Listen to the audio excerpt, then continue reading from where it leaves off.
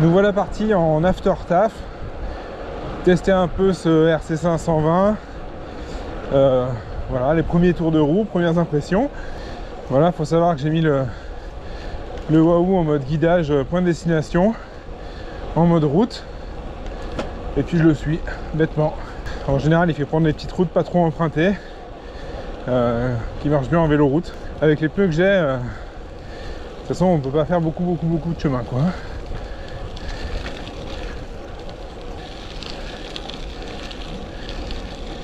Bon bah sur du chemin comme ça se comporte plutôt bien quand même pour un vélo en mode cyclo.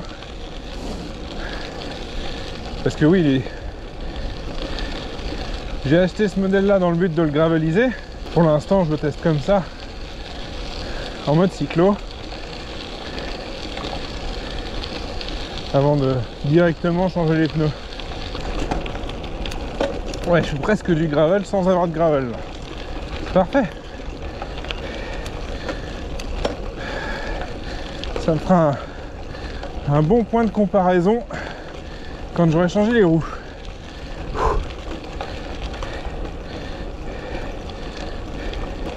A priori c'est un bon point de ce vélo aussi, c'est que c'est pas un vrai vélo de route, c'est un vélo de cyclo, donc c'est plus confort et ça encaisse plus ce genre de choses.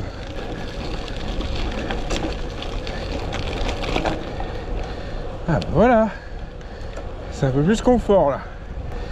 Bon, les premières impressions c'est que la transmission qui est en Shimano 105, c'est d'une précision au top. Franchement, sur un vélo à, on va dire, d'entrée de gamme, ça reste un vélo à 850 € quand même, mais disons que on reste sur de l'entrée de gamme, milieu de gamme à la limite. Mais du coup avec une transmission comme ça marche vraiment du feu de Dieu. Super précis. Hop, je me coupe un peu parce que un peu de gravier, j'ai envie de me finir au tas. Je disais super précis et on s'habitue bien aux commandes de montée, de descente de vitesse. Suite à la dernière vidéo où je galérais un peu, là ça devient complètement naturel, que ce soit côté plateau ou côté pignon, sachant que bah, du coup je retrouve le fait d'avoir des plateaux, parce que je suis en monoplateau sur le VTT, donc mais ça se fait bien. Là je suis sur le gros plateau depuis tout à l'heure, ça roule super bien, donc ça va pas mal. Voilà, on voit bien en face là le site de l'Arena, avec la Madone tout en haut et la légende qui va avec. Bon, je laisse la voix off, il y a une voiture qui y passe. Ah, c'est à moi là. Bah oui, bah du coup on raconte qu'une bergère est tombée de la falaise des 180 mètres de haut et a été sauvée par la Vierge Marie. Donc c'est pour ça qu'il y a une vierge tout en haut. Voilà, c'est bien ça? Ouais, c'est tout à fait ça. Et bah même en route, quand ça monte, bah ça monte. Oh, je suis sûr qu'on se rend pas compte que ça monte, mais adieu que ça monte. Ça monte quand même mieux en cyclo qu'en VTT, hein. Bon bah voilà, on arrive en haut de la côte. Bon, il n'y a pas à dire, hein. Ça grimpe mieux qu'un VTT, mais quand ça grimpe, faut que ça grimpe quand même. Faut y appuyer sur les pédales. Et puis il faut apprendre à repédaler rond avec les pédales auto en plus. J'avais un peu perdu l'habitude. Donc voilà, il faut réapprendre. Mais bon, ça vaut le coup là derrière, c'est chouette.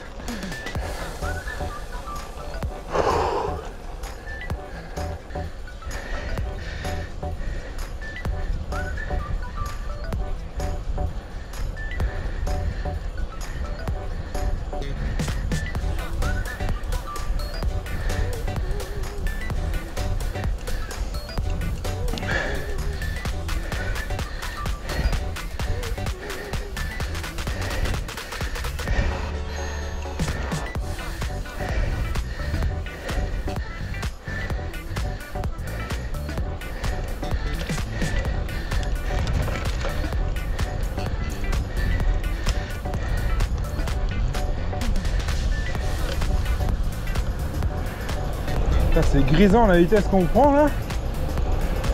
Chaque fois je crois que j'ai une voiture derrière, mais non, c'est juste le bruit du vent.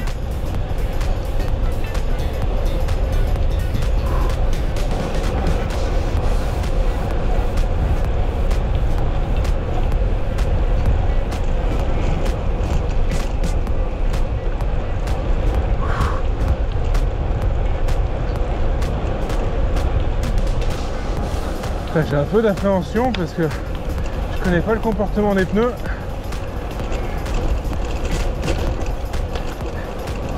J'ai du mal à concevoir que des pneus si petits ça tienne bien la route, mais bon, ça c'est la déformation du piste. Ouh, je viens de me faire une belle virgule là. Et bah, j'ai manqué de me péter la gueule.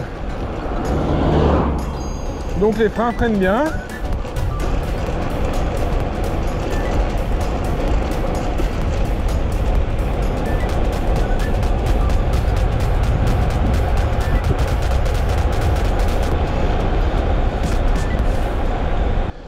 Les freins freinent super bien. J'avais un peu peur. C'est des hydromécaniques dessus. C'est-à-dire que c'est des freins hydrauliques mais actionnés par câble. Ça combine la simplicité d'utilisation des freins à câble avec l'efficacité des freins hydrauliques. Et ben c'est bien efficace. Allez, la montée de Hyères-sur-Amby. Puis il commence à pleuvoir.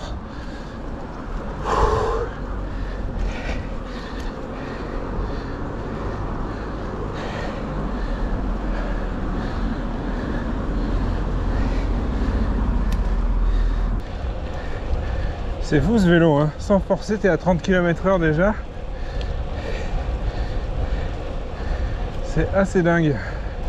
Là, je suis à 32 km/h. Je suis à 157 pulsations. Ce qui veut dire que c'est l'équivalent du plat en VTT pour moi. Puisque quand je suis dans l'effort, je suis autour de 180. Donc là, c'est assez dingue. J'essaie d'appuyer un peu.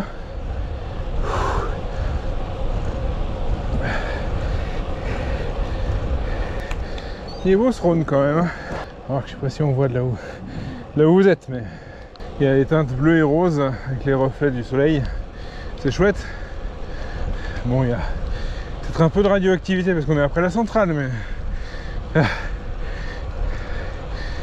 mais si on fait pas gaffe à ça, elle est chouette. Ce qui est vraiment sympa, c'est que c'est un effort constant et du coup pour l'entraînement c'est vraiment bien en fait.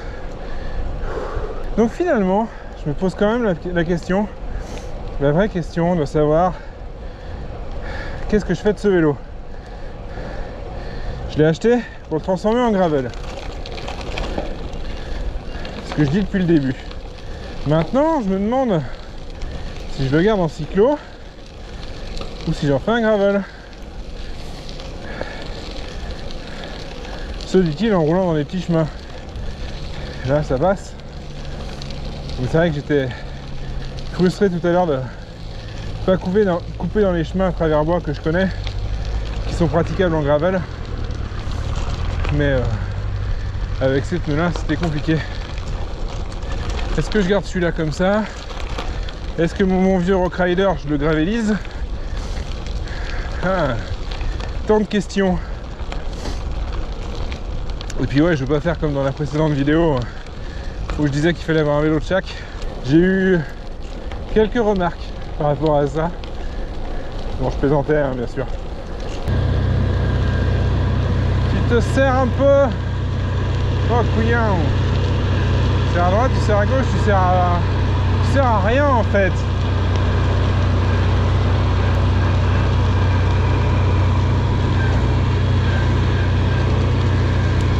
Allez. Choupi. Dans ma tête, je suis un gravel. Dans ma tête, je suis un gravel, je passe partout. Voilà. C'est beau ça quand même.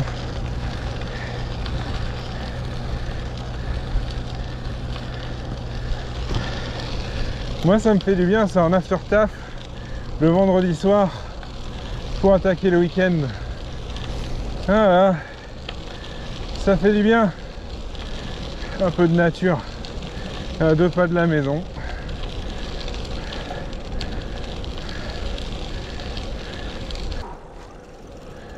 Alors ce qu'il faut savoir sur le moulin du Payard, c'est que c'est un ancien moulin et qu'une fois par an ou 2 fois par an, je sais plus, en tout cas aux Journées du patrimoine, c'est sûr, on peut le visiter et on voit tout l'ancien... Ah, il est là le moulin. On voit tout ce qu'il y avait dans le moulin avant. Voilà, il explique à quoi servaient les différentes bâtisses qu'il y avait, à quoi servaient les temps, pourquoi ça s'appelle le Payard. C'est super intéressant, je vous en dis pas trop parce que c'est à visiter. Là,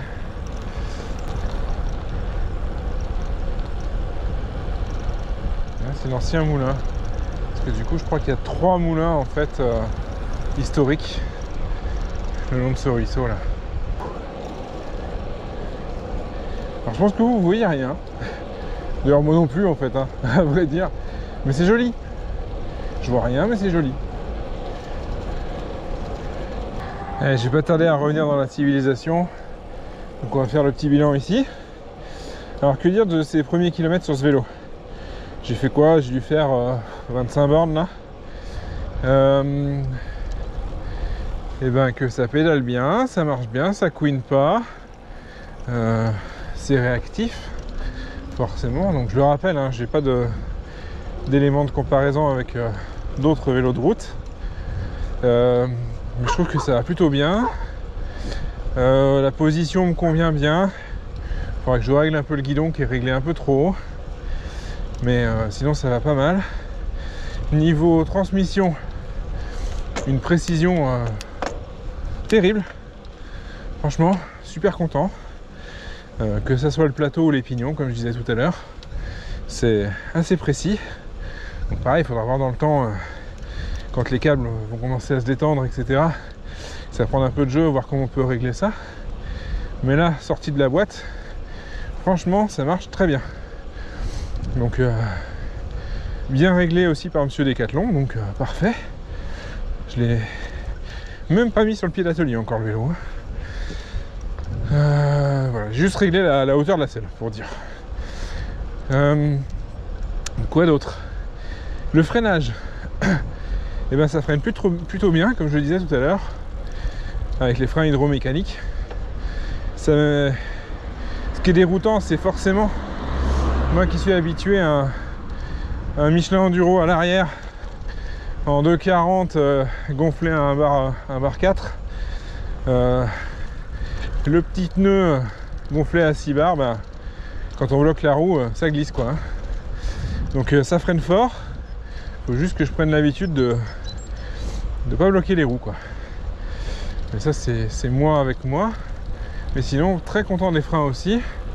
Le toucher est agréable, donc voilà. Après, je le redis, j'ai pas d'élément de comparaison.